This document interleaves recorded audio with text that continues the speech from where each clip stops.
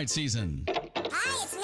And bugs fear the blue trucks from Essential Pest Control. Go blue at Essential Pest Control. We'll eliminate those bugs, bees, and termites. And stop paying too much to that national provider. Buy local for great service and affordable rates. Call Essential Pest Control because termites fear the blue. Run for your life. Call for the blue trucks from Essential Pest Control. 886-3029. That's 886-3029. Or check online at essentialpest.com.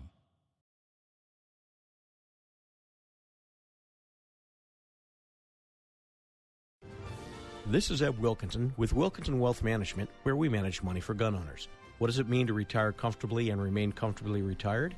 It means designing a plan that allows you to do the things you want to do, outpace inflation, and never run out of money in your lifetime. If you want to retire comfortably and remain comfortably retired, call me, Eb Wilkinson, at 777-1911. That's 777-1911 or WilkinsonWealthMGMT.com. I'm proud to welcome my good friends at Tucson Iron and Metal Retail to Inside Track as an advertiser. Jamie Kipper and her staff are conservation experts.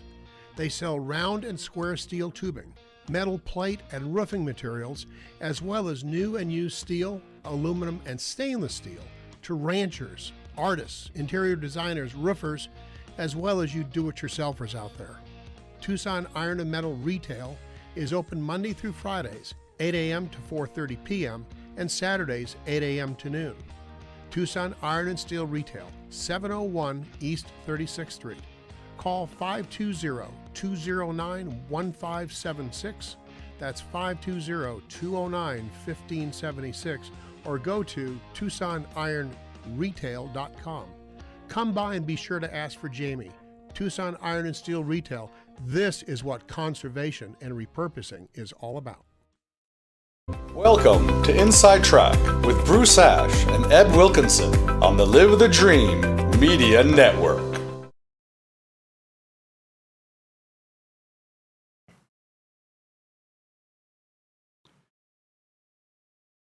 Live from the Live the Dream Media Mega Complex in Southern Arizona, Bruce Ash and Eb Wilkinson. welcome back. We have another action-packed Big Wednesday show for you today on Inside Track. Yep. Hey, thanks for joining us today on Big Wednesday.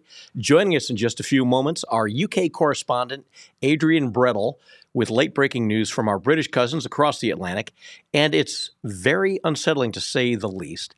After we hear from Adrian, Bruce and I will break down some late-breaking news in our remaining time with you today. Thanks for joining us on Live the Dream app, or watch us on X, Facebook, YouTube, and our other platforms. To talk to us and our guest, call today at 520-777-5101, or send a message to us on Live the Dream Media Facebook site. Bruce? Just a little change. I know you're used to that 777 number. It's 520-771-5101. Let me try that again. 520-771-5101. All right. Believe me, we'll both make multiple mistakes between now and 10 a.m. Eb and I hope all of you will continue supporting our great sponsors who help us pay the man here at Live the Dream Media. Eb's great company, Wilkinson Wealth Management.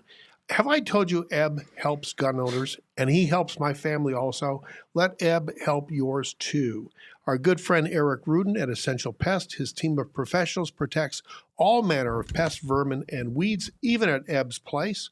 Jamie Kipper from Tucson Iron and Metal Retail, and my family's three-generation company, Paul Ash Commercial Real Estate. We make good things happen every day. When you call on any of our supporters, please let them know you found out about us, or proud about their business from Eb and Bruce on Inside Track. Eb? Hey, we're pleased to welcome our guest today, Adrian Brettle from Sam Houston State University in Texas. Adrian has been our UK correspondent over the past year or so.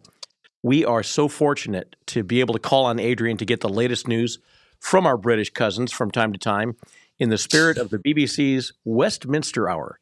Welcome back to Inside Track, Adrian. Hello to you, Bo. Hello, Ed. Hello, Bruce. Hey, England has led the fight for freedom dating back as far as the signing of the Magna Carta in 1215. Great Britain stood up to the Nazi tyranny in World War II, but lately it seems she's become obsessed with squelching free speech and becoming an Orwellian police state, not only what people can say or even put on their T-shirt to get a laugh. How did this happen? Well, first and foremost, to our regret, Britain hasn't got a First Amendment. So we haven't got those constitutional protections that you have in the US. However, more recently, we have this concept of harmful speech in legislation such as the Human Rights Act and the Online Safety Bill, this sense of harm leading to policing, and the police prefer to investigate instead of dangerous real crime, examining harmful tweets and posts on social media. And there is also this sense of, they call it two-tier policing, a double standard when dealing with protests between what might be construed as the progressive left protests for Gaza, etc., which are often equally harmful than anti-immigrant protests, etc. And so there's a sense of public square that not only is there a policing against harmful speech, but it is also unequal, that it impacts sort of middle class people who are concerned about crime and immigration far more than left-wing protesters concerned about the situation in Gaza and prepared to. There's a Palestinian in action terrorist group who has actually gone out and attacked British defense sites on the grounds that they support Israel. Adrian, talk about that group. That's not a name I've heard before, not news I'm aware of. Talk about that group and also the reasons why those laws were implemented. Was it COVID? Was it something else that happened? Right. To Palestinian Action is a new group who recently attacked at the Royal Air Force Base at Brize Norton. The Labour government has decreed that they are a terrorist organisation.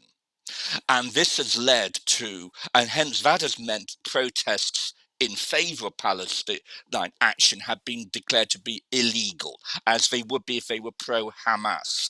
So this has led to, I think this is the Labour's attempt to deal with the two-tier policing charge to police this radical extremist pro-Islamic group. But Labour are now arresting their own supporters, in effect, and so this is causing huge trouble for the government. To your second question, the online, I mean, definitely the sort of the COVID era with the growth of social media has expanded this issue of harmful speech. And the Online Safety Act, passed by a Conservative government, this is a bipartisan move, was seeking to protect children from harm online. But what it has done is that it has opened the floodgates to police all kinds of adult content online. And then the Human Rights Act, passed by Labour government, not repealed by the Conservatives, leads to many individuals being able to claim this harm. This was passed in 1998. But its use has expanded terrifically now that people can say, I am harmed, my offence is tangible. If you are flying the St. George's flag in my street, I construe that as racist and I demand that it gets taken down. Wasn't the St. George's flag flown over castles while Queen Elizabeth was reigning? Exactly. And the other one I just want to bring up to you. Yeah. And the other one I just want to bring up, which I'm sure you'll know about, but this is because your vice president mentioned this.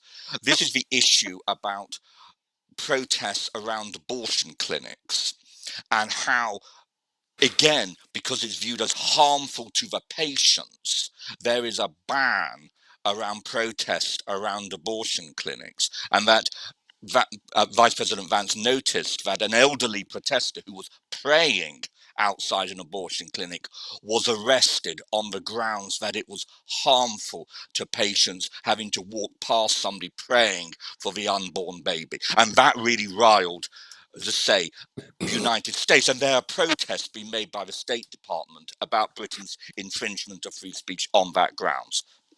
It's just crazy. How does freedom of speech get restored? Well, yesterday, Nigel Farage, the leader of the Reform Party, has put forward it's still vague, but he's pledging to pass a British Bill of Rights in effect, because, as I mentioned before, both political parties have pursued policies, whether intentionally or unintentionally, that are limited free speech. Farage it won't have the same protections as your constitutional protections, but it will have statutory protections. We wait and see what he's actually going to propose in that Bill of Rights, but perhaps that would be a start.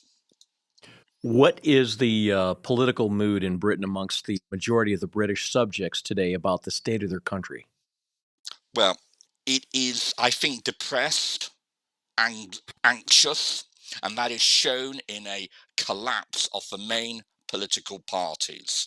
The support, but not only for the government, now that's often the place, but when you're in government, you become unpopular. But what is extraordinary is that the main opposition party, the Conservative Party, has continued, even after its historic defeat, to hemorrhage support massively. You are having a fragmentation. So this anxiety about change has led to the increased and anger at the, quote, establishment, who has systematically betrayed the British people on the economy, on immigration, on defence, etc., etc. The rise of outsider candidates, new parties. So the two-party system is finished.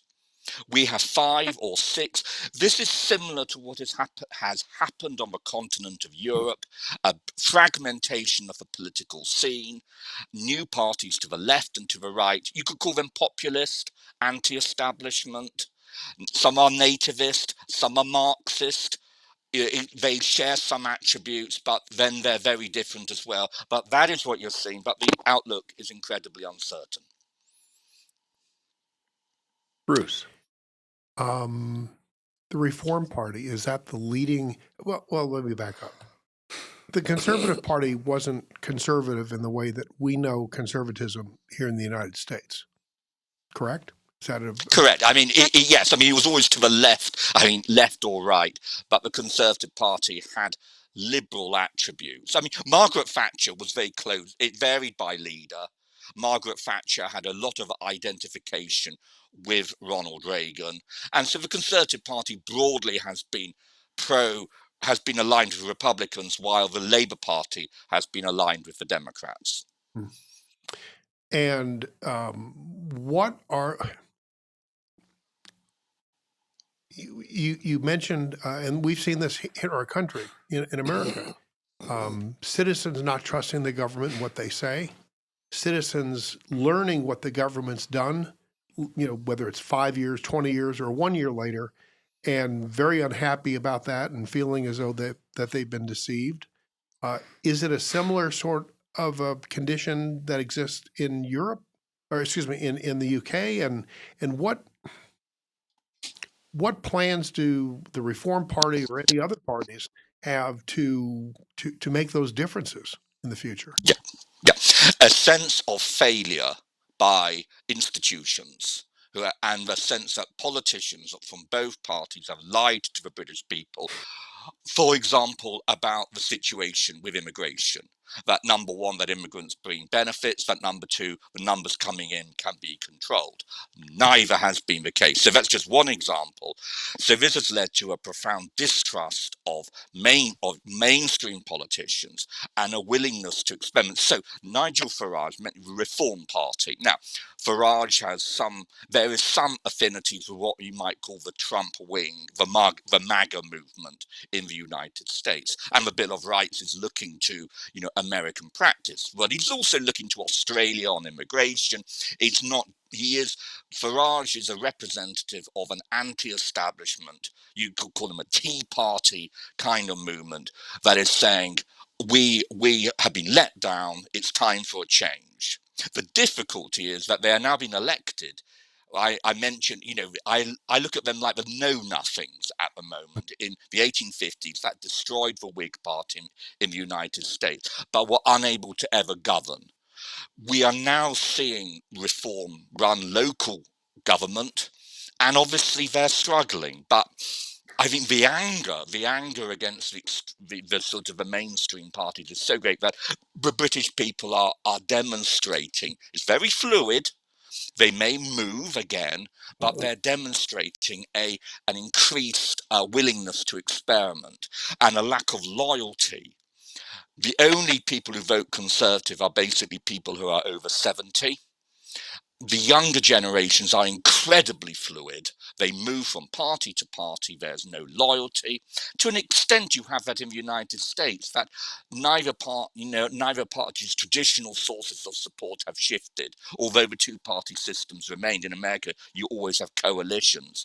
What's happened in Britain and in Europe has been the old parties have collapsed and new parties, whether it's the Alternative for Deutschland in Germany or the,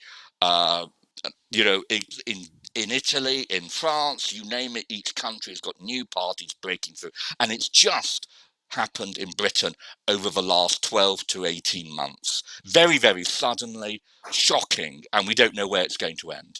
But these parties always, not always, but certainly in Britain, in France and Italy up until recently, these more conservative movements seem to be making great progress with their electoral chances as they get close to the election, and somehow, like Le Pen and like or actually like Le Pen and Farage in England, they just never get over the finish line. Why do you think that? Well, the current polls, but opinion polls have Reform on 30%, about 10 points ahead of Labour and double the support of the Conservatives.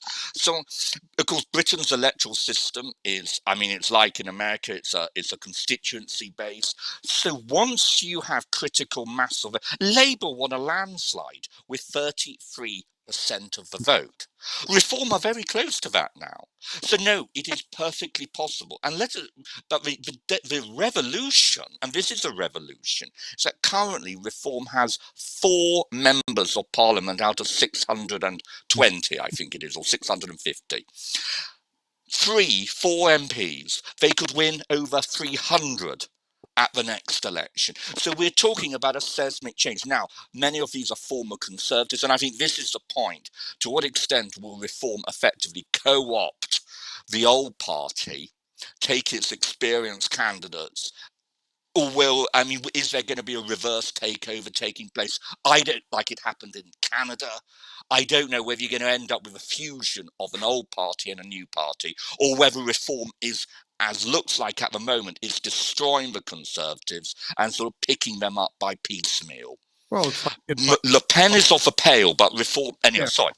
Yeah. So the Whig Party was Abraham Lincoln, and Abraham Lincoln, That's all those right. people became Republicans, and from there we saw it. So talk about, Adrian, the impact of immigration in Great Britain and the reaction of great percentages of the population to the millions of largely impoverished, unskilled newcomers to that island. Yes, this is immigration's just overtaken the economy, and the economy is seriously bad, but immigration's taken over it as the main issue.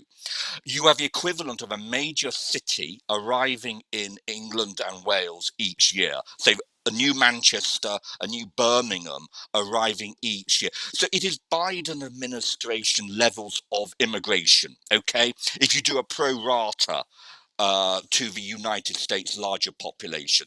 And it is, there's no attempt at assimilation, establishing their own schools, worshipping obviously in their own mosques and other religious institutions, and they're beginning to form their own political parties. It varies from place to place. Obviously, this is a phenomenon far more identifiable in places like London, in the cities in the north like Manchester, Leeds, Bradford, Birmingham, Liverpool, etc. But it is moving towards rural areas as well, because the sheer numbers are just extraordinary, and the suddenness. We've had high immigration on and off since 1998, but post-COVID, we've seen the real explosion in numbers. And Sir Keir Starmer, he walked these comments back, but the Prime Minister talked about an island of strangers. There have been some significant scandals these communities where young girls, English girls, have been used as sex slaves by groups of unassimilated male Muslim immigrants. The big scandals have been going on. But as I say, there is the real threat is whether you could call it. I mean, they likened it to the Northern Ireland sectarian troubles when you have Protestants and Catholics basically living in ghettos, with flags flying and other emblems and walls being built. This sense of ghettoization or sectarianism growing across the country, and this is a definite. We're not we're not there yet, but some would argue that it's already too late. Too many immigrants have arrived, and that there is no way that there's no process of assimilation as there is in the United States. There is the sense that you are defined by your separate identity, and that is becoming increasingly unsettling for many people who perceive that the country itself seems to be fragmenting. And as I say, are we going to see political parties? We have 5 Islamic candidates were elected at the last election. That's one more than a Reform Party. And there are local elections in the main cities next year, places like Birmingham. So are we going to see Islamic councils, local municipal authorities being run? Labour there is a Marxist Islamist faction and the former party leader Jeremy Corbyn is forming a new political party. So the real question is, how far are we going to go down that? We always knew Jeremy was a Marxist, so now he's just demonstrating it. Yeah, Adrian, I'm looking at the numbers. In 2001, there were 1.6 million British Muslims. In 2011, it had almost doubled, 2.8 million. And 2021, 4 million British Muslims, 6% of the population. And when you take a look at, compare it to places like Dearborn, Michigan and Hamtramck, Michigan, Dearborn, which was, pretty basic, the Muslims have taken over there. Hamtramck, which was a Polish community, it was like 99.9% Polish. There are no Polish there at all. It's completely Muslim. Where do you see this happening over in Britain? Well, France is another. France has historically had a large Muslim population, its former colonies like Algeria, etc. And of course, the French have had huge issues. Now, and you can see it that, of course, Macron is only too happy to play the anti-Israel card. And your ambassador has accused him of acting as an Charles Kushner has accused him of basically tolerating anti-Semitism. So the question, that is a possibility, is an increased level of anti-Semitism, a growth of, as I say, Islamic institutions, whether it's schools, whether it's, as I said, other such and dominated local authorities. Yes, you see Dearborn. You have the candidate running in Minneapolis, I think. Right. You have these. It is both a fusion of radical socialism along with radical Islamism is sort of coming on. So it's increased. Some of it looks like just your left-wing Democrats or left-wing Labour. But then you add into the mix because they're already anti-Western, they're already anti-Christian, even before they got that. But then you throw the Islamism, it even intensifies these anti-capitalist, anti-Western traits within them. So we've read that out-migration is way up amongst professionals, business leaders. What are the chances of them ever leaving? And how significant is that brain drain potentially on the British society? Yes, we're talking about out-migration, about between 100,000, 200,000 a year. So the numbers coming in the effect is magnified because you're having a departure, mainly younger, whiter, better educated. Let give you a few examples. Doctors going to work instead of the National Health Service, they're going off to work for better pay and conditions in Australia and New Zealand. You have financial services people leaving the City of London, going to the UAE, Dubai, or indeed to the United States. They're academics heading off to the United States. Imagine that. Is Next thing you know, we'll be in Texas. Possibly even as far as Texas. It is so the impact, the brain drain, as you say, and it is reflecting. It both contributes to and then increases the sort of decline in living. Why are people leaving? Living standards. They want a higher standard of living. They find some of them are being increasingly feeling that they're strangers in their own country. They're fed up with regulation. They're fed up with high taxation. And so you're having a huge loss of the innovative fundraising dynamic. Health professionals are leaving, and so the City of London is. I mean, as I said, that Britain is apparently there are still good ideas being stimulated, whether it's in technology, etc. It's a great place for new companies to be formed, but they can never raise any money in the United Kingdom, so hence they relist on the New York Stock Exchange, and you're having a huge move. I mean, what does Britain do about it? Well, as your president told. When he came over, cut taxes, deal with immigration, deregulate. That is what they've got to do. But no government yet and no political parties yet putting forward anything. But that's what they've got to do, because the declining growth rate of the economy is certainly mapping into the loss of this most dynamic, wealth-creating, wealth-generating, investing people who are taking their money. And the Labour Party is making, in its year in office, has catastrophically made it much worse. They talk about new taxes, they talk about wealth taxes, they talk about taxing non-citizens on higher rates. Even if they don't implement them, they cause such harm through uncertainty that this continues to sort of accelerate. And of course, these people are the most mobile. They're, as I say, they're younger. They're not tied to the country yet. And so they are taking advantage of their flexibility. They could, of course, return. Right. There's a possibility that but profound change has to be enacted in order for that to happen. Adrian, we need to take a break. Can you stay with us through after the break? Sure. Yes. All right. You're listening and watching Inside Track on Live the Dream Media. We've got some great sponsors to talk with you about. We'll be right back. No channel flipping. You're listening to Inside Track with Bruce Ash on the Live the Dream Media Network. Now a word from our sponsor. It's termite season. Hi, it's me. And bugs fear the blue trucks from Essential Pest Control. Go blue at Essential Pest Control. We'll eliminate those bugs, bees, and termites. And stop paying too much to that national provider. Buy local for great service and affordable rates. Call Essential Pest Control, because termites fear the blue. Run for your life. Call for the blue trucks from Essential Pest Control. 886-3029. That's 886-3029. Or check online at essentialpest.com.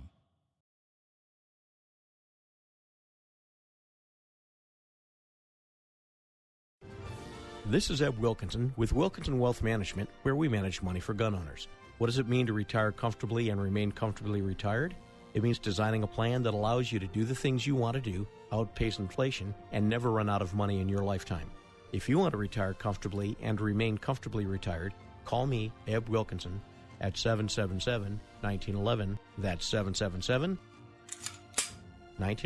or WilkinsonWealthMGMT.com.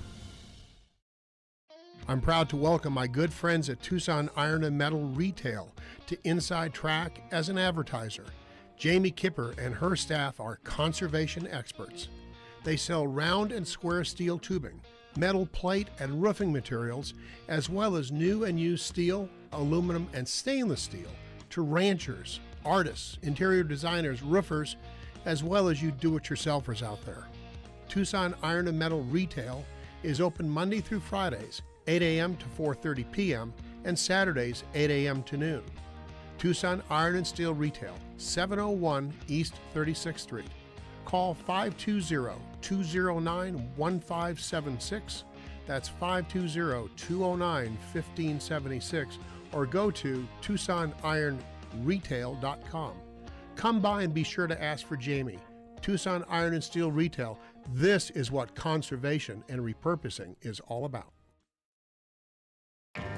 Welcome back to Inside Track with Bruce Ash on the Live the Dream Media Network. Now back to our show.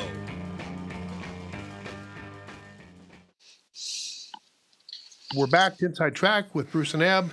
Adrian Brettle is with us. This portion of the show brought to you by Wilkinson Wealth Management. Eb helps gun owners with their retirement accounts. He also does a great job for my family, and he'll do the same job for you and your family also. Call him today at 520-777-1911. He'll be right back at his office in about 40 minutes in case you need to talk. Assuming on traffic. Yeah. Hey, Inside Track is also brought to you by Bruce's 60-year-old commercial real estate company, Paul Ash Commercial Real Estate. They make good things happen every day. And we hope you'll call on our good friend Eric Rudin's team at Essential Pest.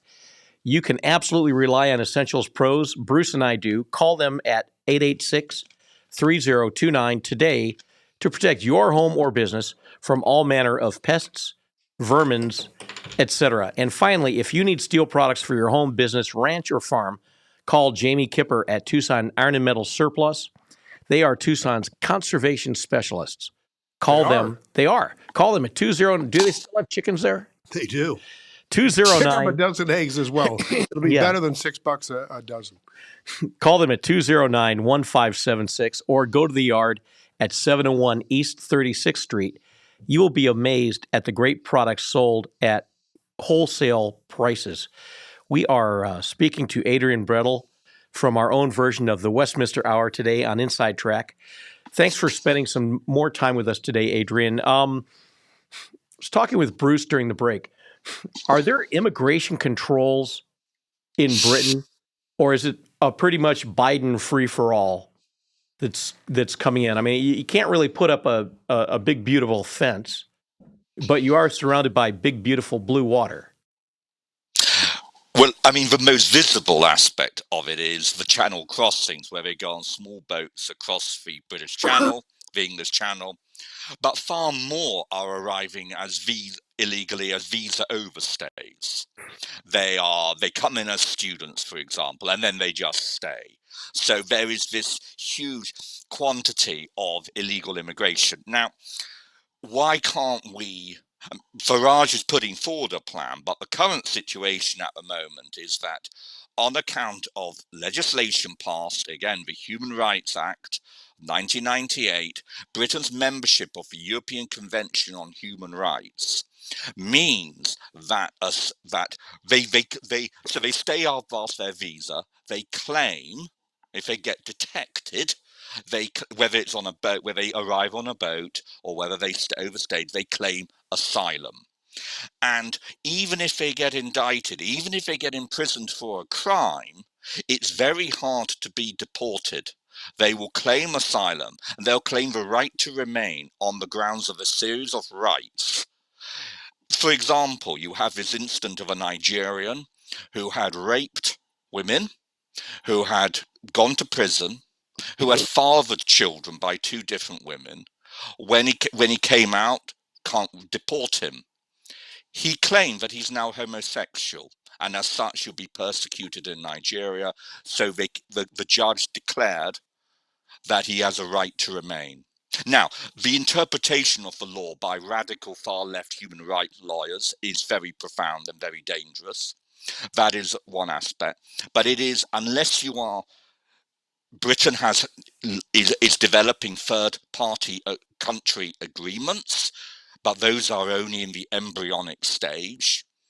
So as I say, at the moment, I mean, Keir Starmer talks about attacking the infrastructure of these sort of illegal gangs who finance the movement of people. But if you like, that's dealing with the symptom, not the cause, which is the attraction of Britain, that you can use, abuse, manipulate the legal system, use and find far left allies who are willing to help you with that, which means the asylum system is clogged up and it is incredibly costly. the taxpayer pays up to $500 million. No, it's not half. I exaggerated. 500,000 a year paying for these asylum seekers in terms of legal fees and accommodation, etc. Each So one. you're talking huge numbers, So big numbers of costs. let's talk about the taxes for a minute. Yes.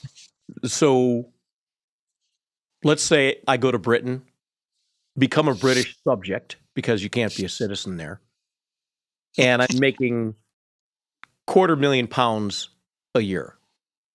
What kind of taxes am I paying? On the income tax level, any income over 40 odd thousand, you're paying 40%. 40%. Of your income, 40%, and then there's a top slice. I think it's above 150,000. You're paying 50%. Broadly, so it weighs. The thing about the tax system is it weighs very heavily on the middle class. You don't earn much money, and you can get yourself paying higher rates of taxation. They call it fiscal drag, because both parties had frozen the thresholds of what you earn, and you get more and more non-taxpayers end up paying the basic level of tax, around 20,000 a year, and more are earning 40 to 50,000 a year, and are finding themselves paying higher levels of tax. It is the highest relative, although we don't have the good old days of 90% taxation on very high levels of income that Britain, like the United States, had in the 1950s to the 1970s until Reagan and Thatcher repealed them in the 1980s. But what you do have is a huge number. The tax burden has really continued to increase and is now higher than it was even in the 1970s. It's the highest it's been since the Second World War. And then there's there's sales tax of 20%, and Labour are increasing taxation on employment. You are paying their national insurance levels, which effectively is an income tax that you pay both as an employer and as an employee. Those have gone up, and other such taxes as well. Sorry, I didn't mean to interrupt. No, so you got the VAT tax, that's 20%. Yeah. Yep. Is there a huge black market over there in Britain right now? It's a good question. Obviously, we don't know about it if it is, but I think you can definitely make a point here that Labour are not getting. Labour's increase of taxation is not delivering the revenue they expected, and they are having an increasing deficit that is leading, and I'm sure you've read about reports of France today, but in Britain as well, because the revenue is not keeping up with expenditure. So to answer your question, yes, you are having a series of people avoiding tax. Of course, again, those people who are leaving, before they go, they're making sure they're minimizing their tax liabilities. Sure. The immigrant world is one where it is a cash economy has reappeared. You are under the radar. Don't think the immigrants are paying these taxes, etc. So yes, there is, and the top line numbers are Labour raises taxes and is getting less revenue. The Lafleur curve is actually working. Britain has reached that tipping point where the tax burden is at now, cannot be raised, and actually has to be reduced, and urgently. Let's go back a minute to talk about the millions of immigrants that have flooded into Britain. In the U.S., we've got tens of millions of people that have come across the borders illegally. The crime has risen, unless you live in Washington, D.C. and Chicago, where they say it's virtually non-existent. The cost to taxpayers, providing services, it's just expensive. It's been extremely tough to deport the floods of illegal immigrants here. How hard is it to remove illegals in Britain? Well, as I said, I won't go back over the courts again and how immigrants are able to use the right to claim asylum, the legal process, and the right to appeal and appeal and appeal. Oh, really? Has meant that there's a huge backlog of courts. So until their claim of asylum has been denied, that they cannot be deported.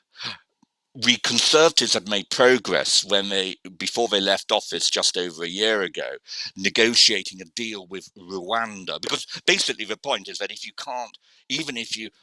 the country won't accept the deportee, so we got over that, and we can say, right, we want to deport them, then the country has to accept them, and this increasingly has.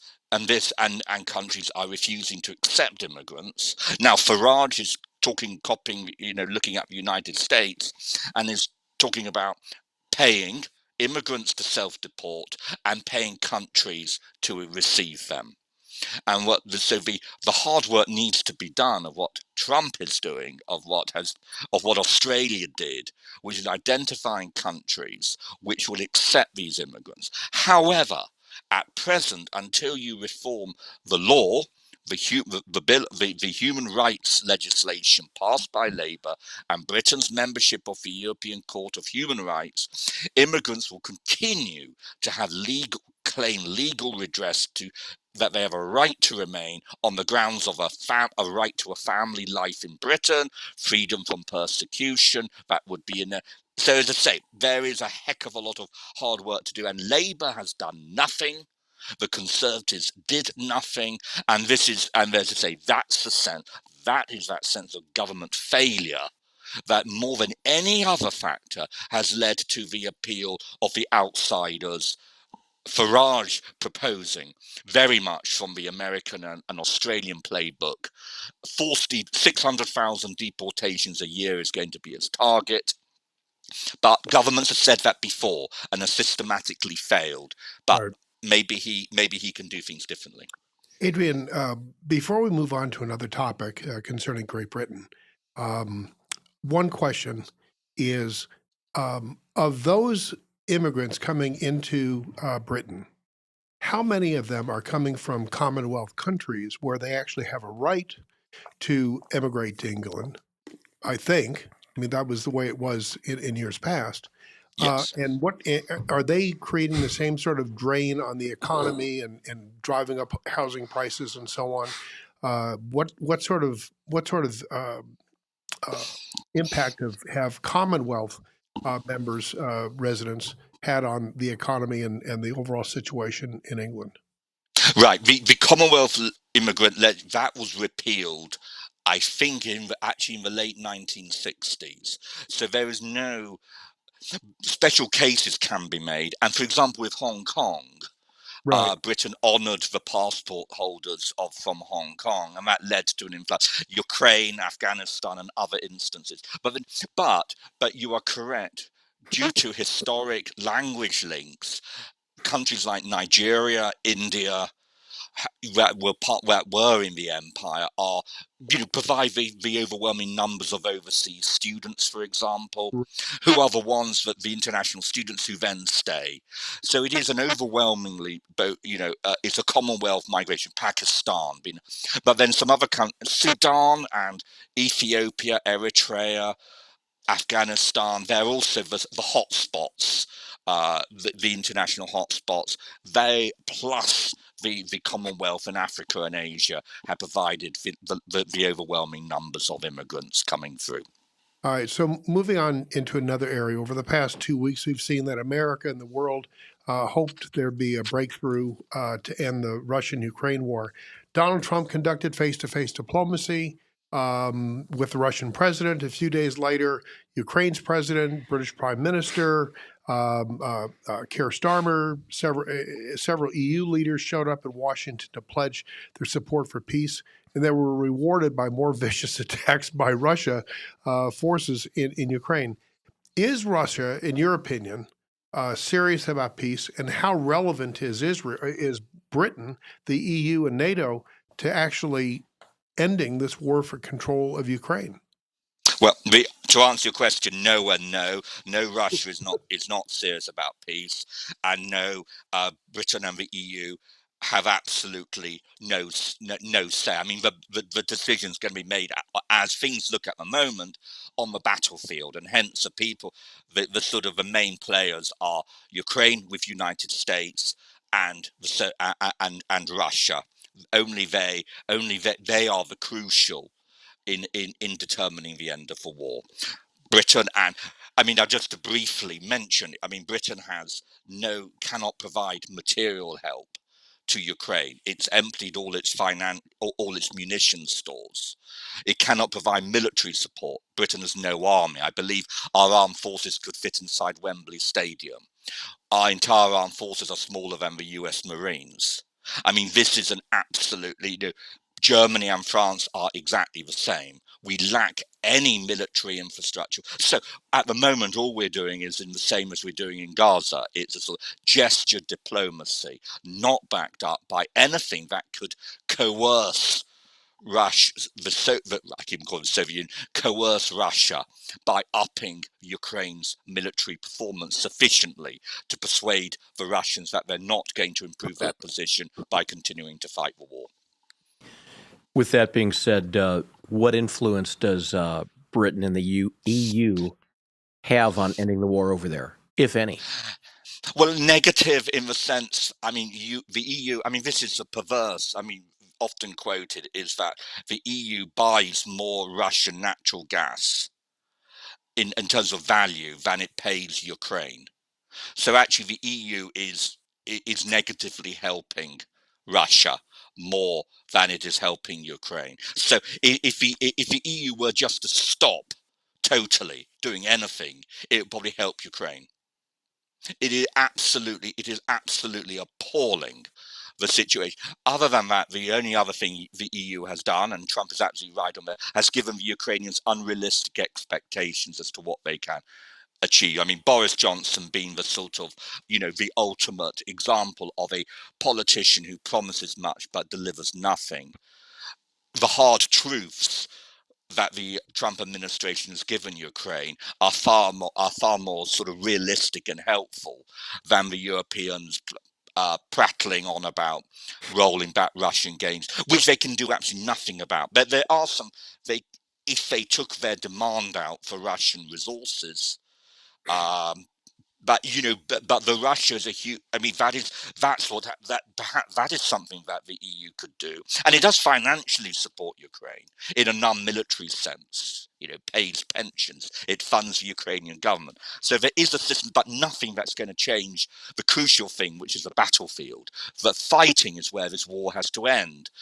The battlefield, at the moment, and as the Russians say, Europe cannot coerce us. It has absolutely no chance of coercing us. The only power that can is the United States or China, and that's the key. EU and Britain are absolutely irrelevant for all their talking and coming over to Washington. And of course, I think Trump's only too well aware of that. It's no wonder, Adrian, that the Europeans as a whole are scared to death of this whole thing. They've been saying for years now that this could lead to World War III.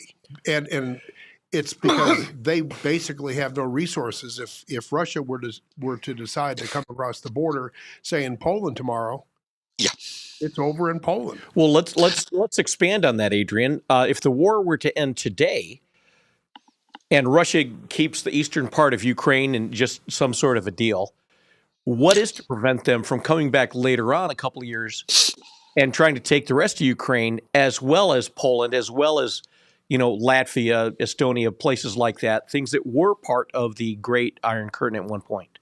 Yeah, one does to say that Poland and the Baltics and Finland are rearming, but they're only Poland wasn't present at these meetings. Poland's concern is its own borders. It has historic quarrels with Ukraine. It's a complex picture. Yeah. Finns haven't trusted Russia since 1945.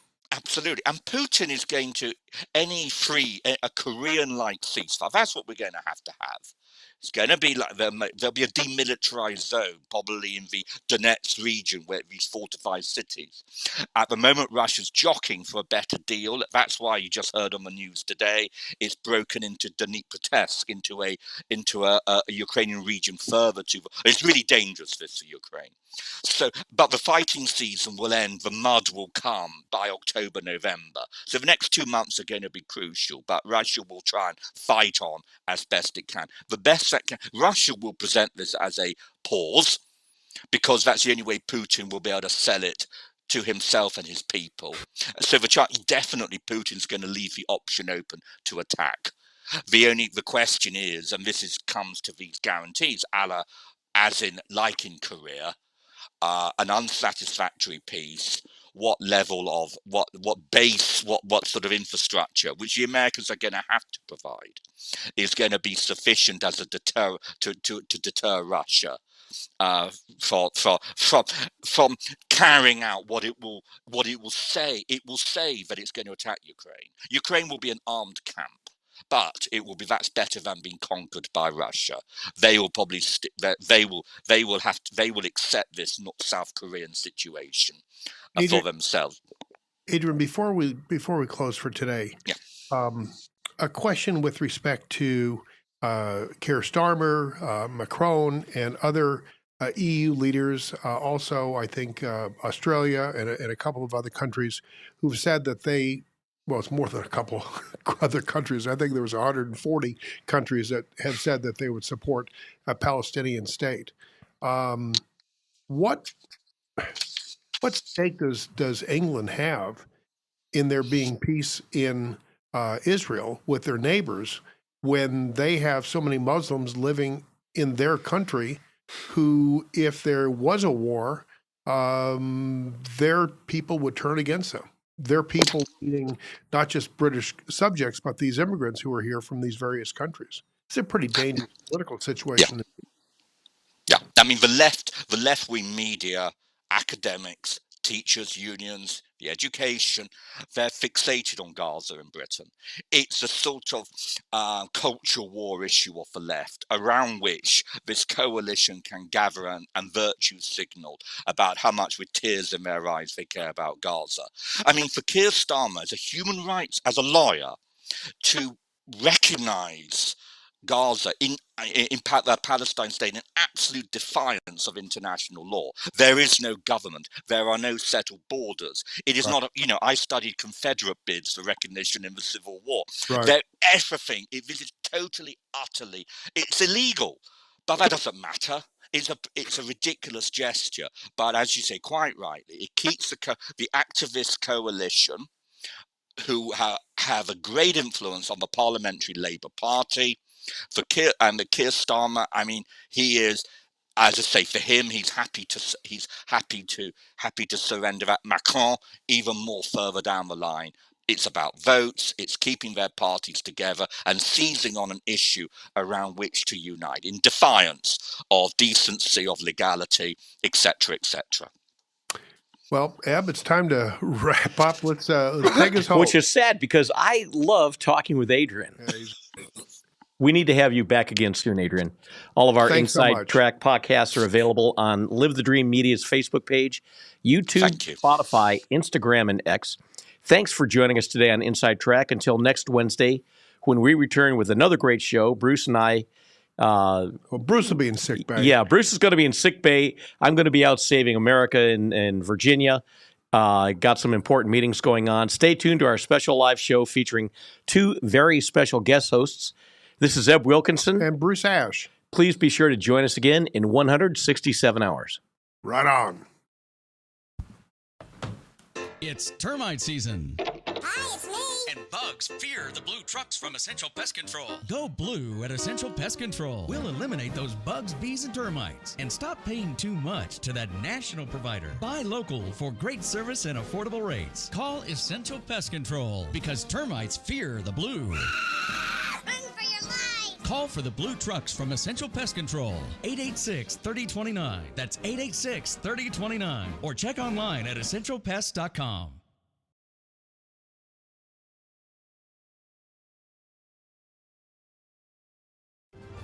This is Eb Wilkinson with Wilkinson Wealth Management, where we manage money for gun owners.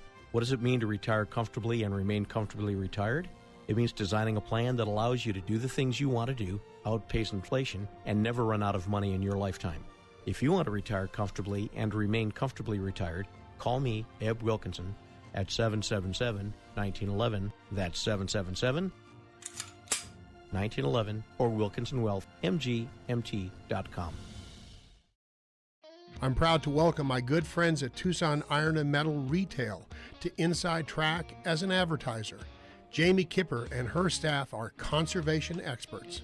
They sell round and square steel tubing, metal plate and roofing materials, as well as new and used steel, aluminum, and stainless steel to ranchers, artists, interior designers, roofers, as well as you do-it-yourselfers out there. Tucson Iron and Metal Retail is open Monday through Fridays, 8 a.m. to 4:30 p.m., and Saturdays, 8 a.m. to noon. Tucson Iron and Steel Retail, 701 East 36th Street. Call 520-209-1576. That's 520-209-1576, or go to TucsonIronRetail.com. Come by and be sure to ask for Jamie. Tucson Iron and Steel Retail. This is what conservation and repurposing